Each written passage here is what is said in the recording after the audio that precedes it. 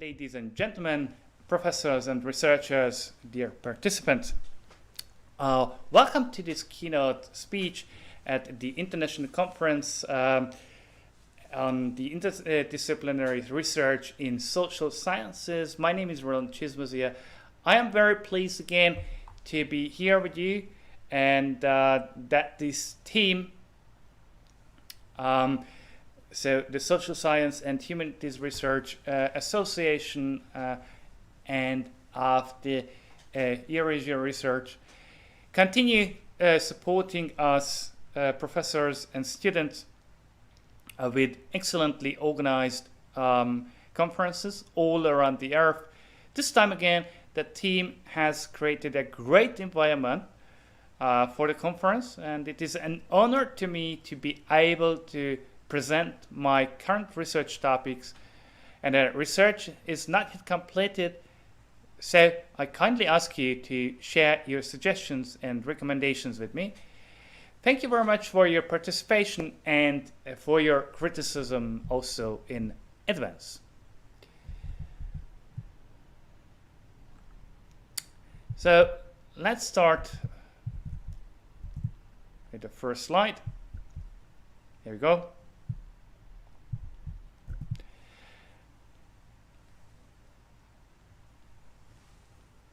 Now, Agnieszka Pal-Gurgul, I don't know actually how to pronounce her name, described that the economy of all Visegrad Group member states are highly vulnerable due to the dependency of Russian gas. In 2015, the share of Russian gas in the entire imported gas was 99% in the Czech Republic, 89% in Hungary, 55% in Poland, and 95% in Slovakia. But not only gas, also oil came from Russia through the pipelines. So,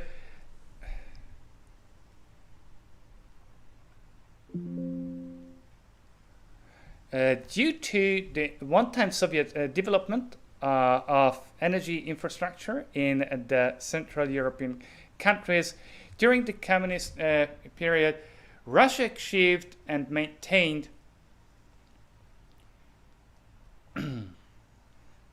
a very high influence on the V4, so Visegrad Group member states, energy markets. Even after the post-communist political transition, the existence of Yamal pipeline and the Brotherhood gas pipeline, and also the Friendship oil pipeline crossing through all the Visegrad Group countries are fragile infrastructure and a highly dangerous tool of Russian foreign policy in the region. Now, the vulnerability of these countries based on the dependence of Russia also had a significant effect on the entire European Union. The energy security became a major topic of the Visegrad Group and of the European Union.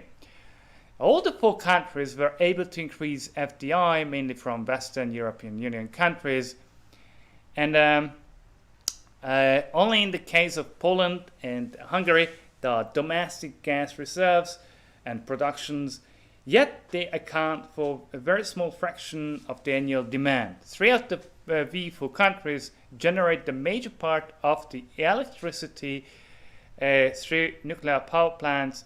Only Poland doesn't have one.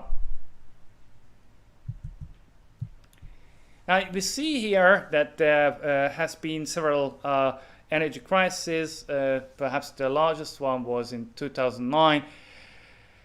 And Agnieszka Pal-Gurgul stated that in 2009, the supplies of 300 million cubic meters per day were ceased for 14 days, and thus the loss incurred by the countries of the European Union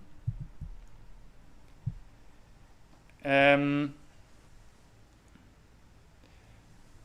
the southeastern Europe amounted approximately 1.6 billion euros.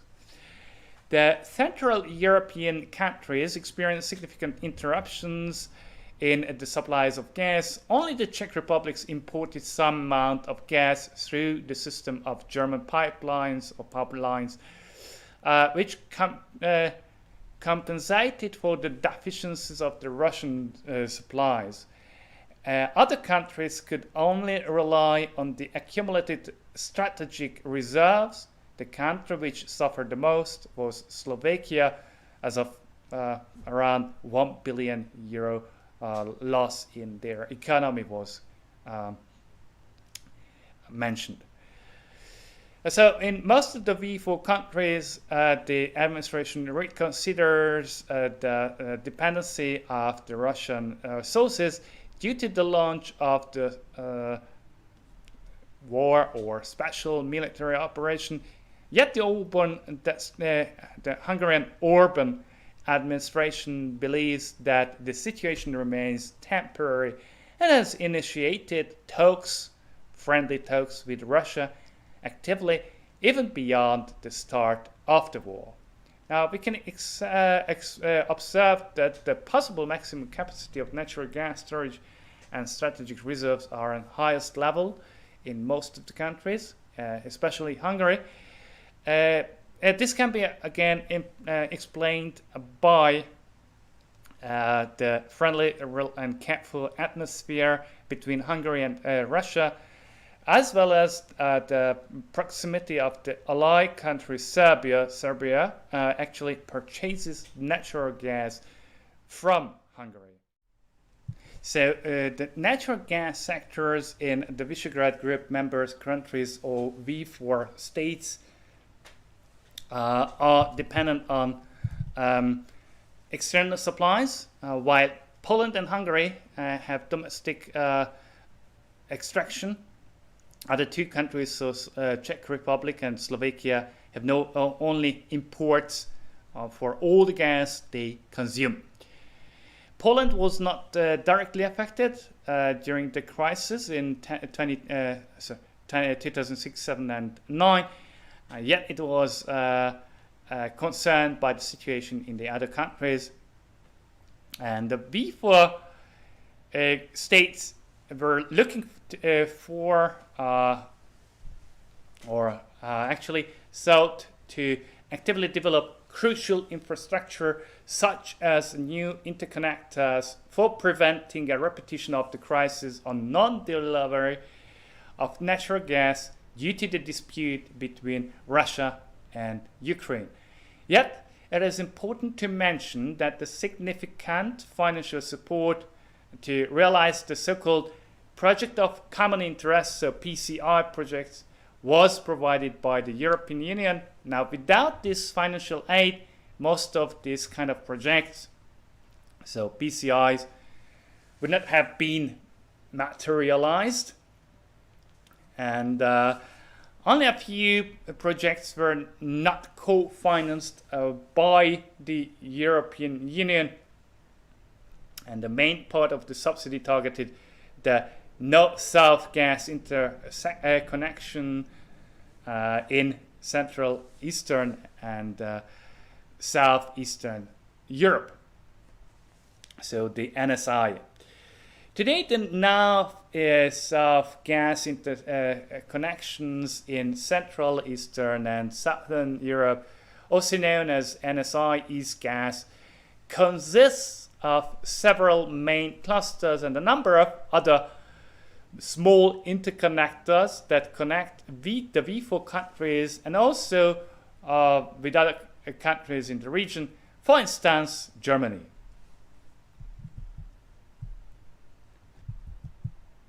The Stoke 1 pipeline had been put into operation in 2011 and only partially connects Poland with the Czech Republic. Stoke 1 has allowed the flow of gas only in the direction from Czechia to Poland, not in the opposite direction. Therefore, plans to develop Stoke 2 were first created and around 2018 were halted due to the low cost of the Russian gas, and then relaunched only when the situation became like today in the Ukraine. The European Commission granted the project of common interest, so a status, to the project of Poland, Slovakia interconnector, so the gas interconnector between Poland and Slovakia, the GRIPS, and has been inaugurated on 26th of August 2022 in Strakocina, Poland. And this was an additional step into the integration of the NSI. Also, the 115-kilometer long bi-directional Slovak-Hungarian gas interconnection between Velké Zlievce and Večiš has been constructed through financial support from the European Union. And another was also considered, that is between Austria and Czechia, but it was not observed or taken into consideration as a strategically important project. LNG terminals were either built, so in Poland, Świnoujście, and in Croatia on the island of Kirk, and most of these were co-financed by the European Union. In the case of V4, we define the southern dimension of covering Middle East and North Africa, so MENA. This reflects the existing or emerging interest in the cooperation with the Gulf countries, so Qatar, Iran, UAE, so United Arab Emirates, and Saudi Arabia, as well as Eastern Mediterranean countries such as Israel and Egypt, with an increasing cooperation of Cyprus and Greece with the Middle East. Now, Poland has no less complicated access to contract and prospective cooperation with MENA countries due to the LNG terminal in Świnoujście that has been operational since 2016. The import of LNG began right after the opening of this LNG, and Qatar Gas was contracted to deliver Poland between 2020 and 2034 about 2.7 billion cubic meters of natural gas. That is like 20% of the domestic demand of this particular resource. Also, the Hungarian government regarded it as a major significant development and planned to diversify gas sources. The project of Nabucco or Nabucco West failed. This project was established in 2004 and was the Austrian-led consortium that was bidding to build a pipeline to bring Azeri gas to Europe. This hasn't been selected by the gas field operators, and so a smaller venture known as Trans-Adriatic Pipeline, so TAP, was selected for the right to transport gas from a big offshore gas field in Azerbaijan to European consumers.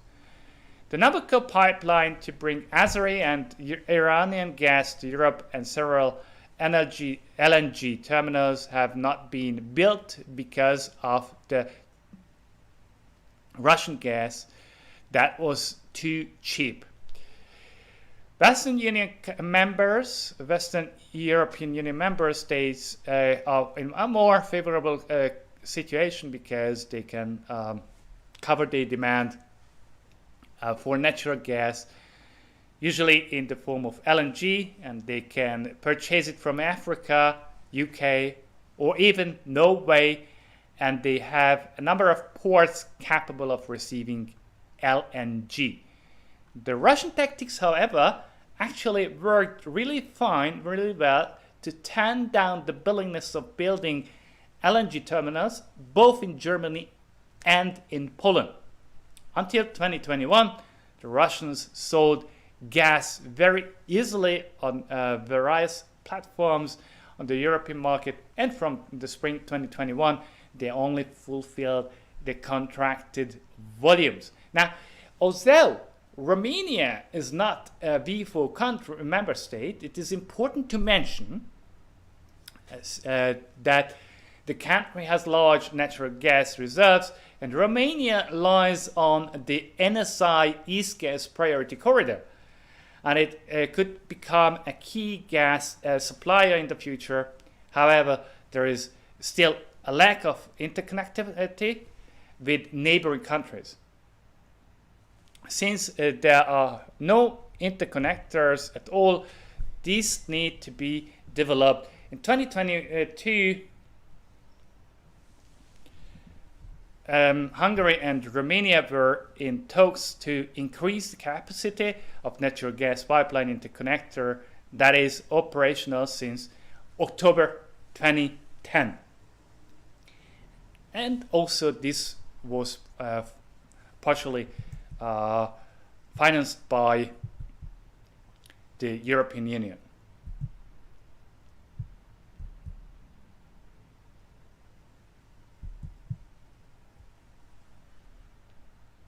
Okay, now let's continue. So due to the ongoing situation between Ukraine and Russia, the V4 member states were triggered to find alternative solutions. In the case of Czech Republic, the state, together with energy supplier CEZ, has secured pipeline capacity from the port of Eemshaven in the Netherlands in 2022. This will allow Czech Republic to import up to 3 billion cubic meters of liquefied gas, so LNG, in a year, which corresponds to 1/3 of the gas imported from Russia. Europe is currently trying to increase the possibilities of importing gas from countries other than Russia. Thus, new LNG terminals are being built that will be able to receive gas from overseas. And there is now logically great interest in LNG, and the Czech Republic, a landlocked country, needs to secure capacity in one of the coastal states to ensure energy security. The government ensured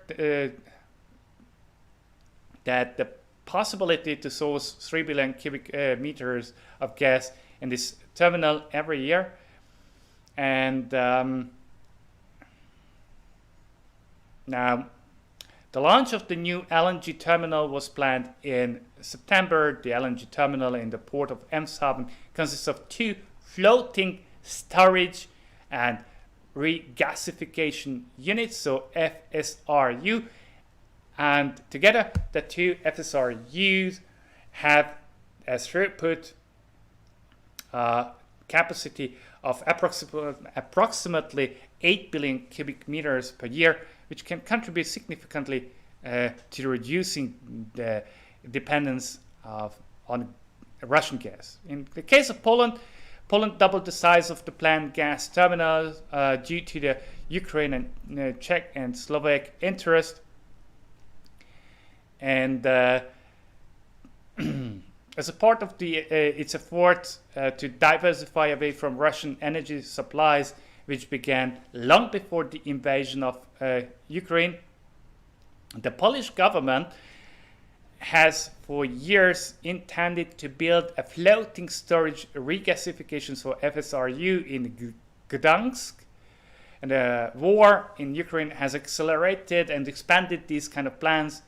And in case of Slovakia, we see that it receives LNG supplies through European Union terminals and plans to build the first LNG terminal in Bratislava.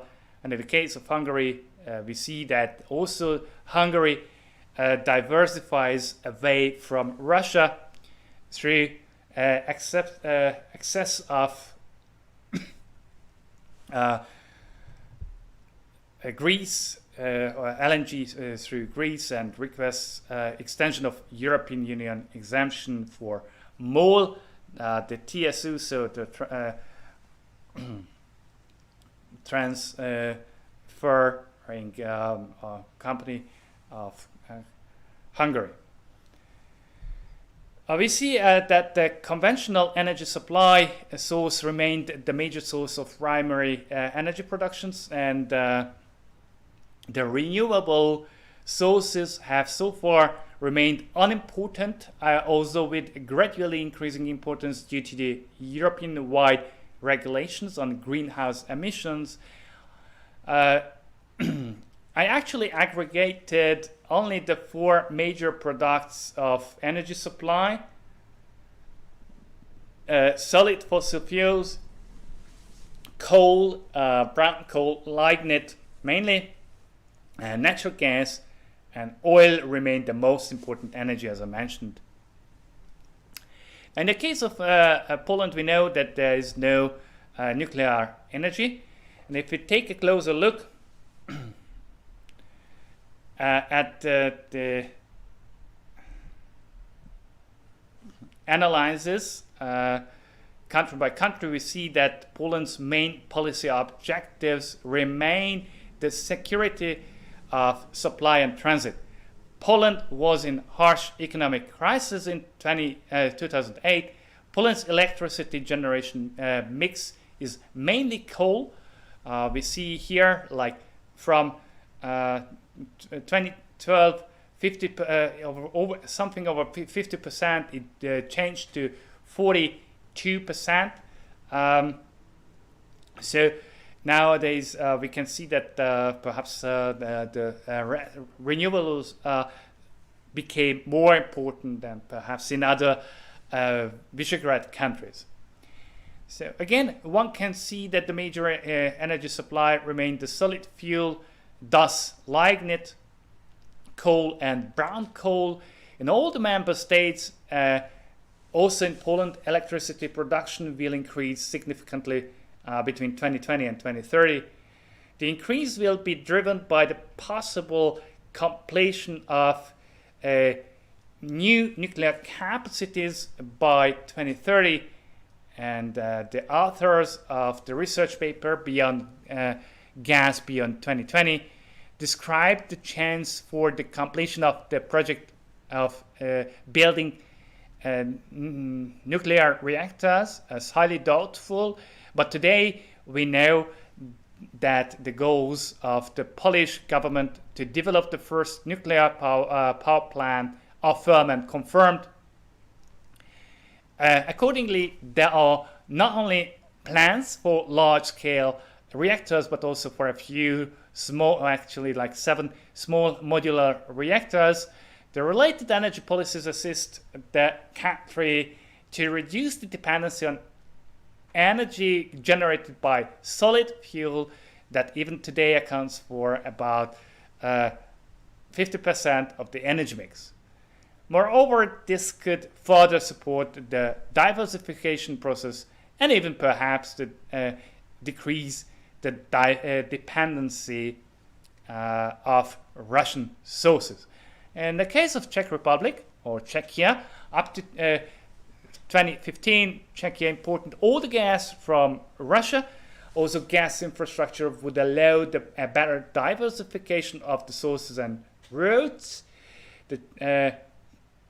Therefore, the country remained one of the most vulnerable European Union countries to possible gas disruption due to the low price of Russian gas. Now, as J. Didok and A. Surek stated in their research paper in 2020, Czechia has continued buying natural gas on European spot markets since it is left without domestic sources of this kind of fossil fuels. It is also interested in Caspian gas. Most recently, the Czech strategy has changed and now underlines the importance of increased diversification. And if one considers that energy supply should be based on sustainable sources, and we can observe that the generation of energy by solid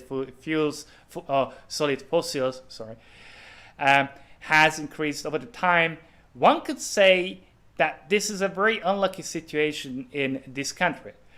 The share of the other three major resources has actually nearly remained constant. Let's see the next country also. So here we go with the development of primary energy supply, and here we go with Poland's shares.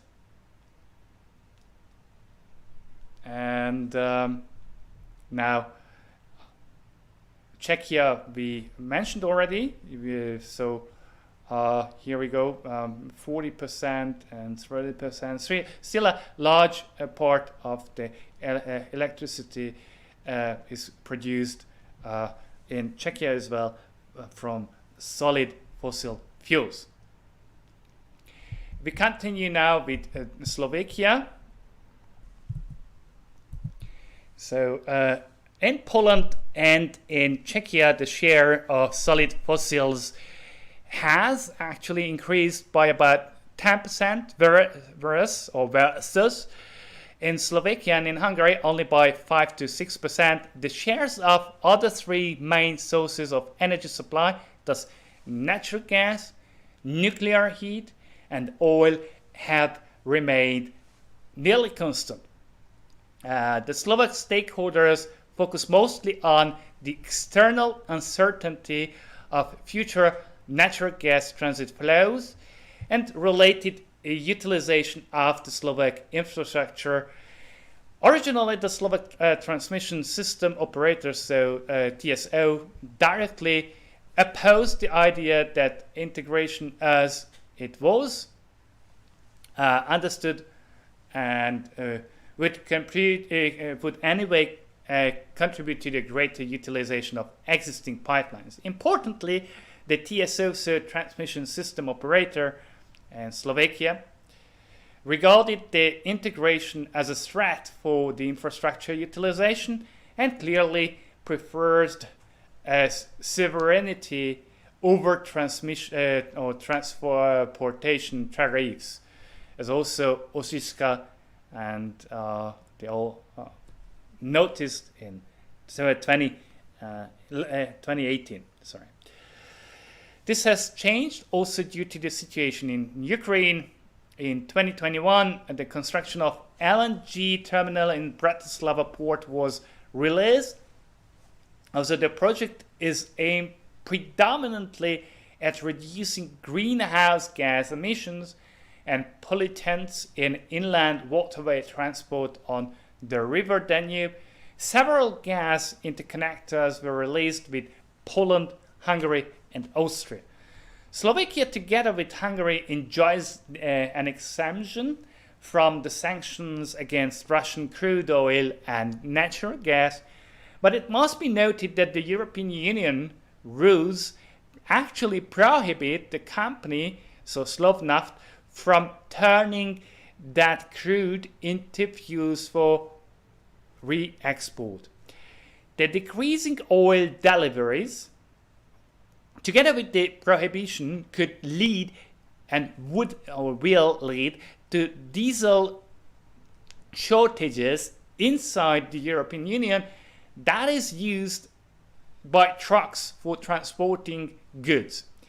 For greater independence, Slovakia has also been finalizing 2 reactors, Bohovce 3 and Bohovce 4, lignite and coal minings, together with the power generation from them, should be closed during the year 2023. So Slovakia aims to stop using lignite coal mining and also generating electricity from them. In the case of Hungary, I can continue here. Hungary is in a more favorable situation compared to the other three countries when it comes to Russian gas or oil. The reason might be the friendly political relationship between the two countries, despite the march into Ukraine. Moreover, Hungary delivers both crude oil and natural gas to the allied country of Russia, Serbia. For greater independence, Hungary also expanded the domestic gas extraction as reported in June 2023. To maintain the level of electric energy generation, Hungary has launched the extension of the old nuclear reactor in 2014, Paks 2, and in 2023 an agreement has been reached on amendment of the construction and financing contract for this, so the project can be completed without the sanctions against Russian sources. This should support Hungary in attracting future industry sectors to maintain the position of Hungary as a country with large proportion of an assembly economy, instead of building on knowledge and the potential application of artificial intelligence in industries. Hungary actually aimed to carry on with the national fossil fuel phase out till 2025, but the situation in Ukraine causes a delay, and accordingly the fossil fuels should be the mining of fossil fuels and the use or production of electricity through fossil fuels must or should be closed and stopped or terminated by 2030 in the country. Now we can see that we still have a high dependency of these V4 countries if it comes to Russian oil. Well, how can we see that? Not only that, Russian oil or gas, natural gas, not only because also sanctions are there imposed and there are exemptions, but also not all the countries of the world are included in these sanctions. So that's why India's refiners boost exports of diesel and jet fuels to Europe. How does it come? Well, you see it here. Imports of refined oil products from China and India have grown 70% and 13% respectively over the past year, and actually that's from Russia. And India offers now Russian oil through backdoor into Britain, and oil tankers now use Chinese yuan for the payment in order to be able to hide the carriage of crude oil from Russia, also from Business Insider. And the countries which may use this kind of backdoor markets are India, China, Saudi Arabia, United Arab Emirates, and also South Korea is mentioned among them. So the current research focuses mainly on the changing import volumes of fossil fuels from Russia in an isolated analysis. Accordingly, the analysis lacks of knowledge on how the dependency of Russia or Russian sources has been changing in respect to nuclear fuel rods. For instance, Poland has launched plans for building at least one large and about 7 small modular nuclear reactors, which must be fed again. Further, it would be necessary to relate the major energy sources to the increasing importance of renewable sources in the future, even though one can observe that the V4 member states lag largely behind the Western European countries, both in terms of policymaking and realizing the projects. Another issue is the problem of backdoor access that has been increasing through a few countries. Let's just focus on China. Russian energy deliveries to China are set to grow by 40% only in 2023. Of course, China's government or China's economy is still growing, but not as much as the imports of Russian natural gas is set to be increased. So we see it here that the diversification goes on, yet there is a high dependency, and this hasn't been decreased as much as expected and hoped for. Thank you very much for your attention, and I hope that I could update you about the energy markets and energy sources in the V4 countries. Thank you.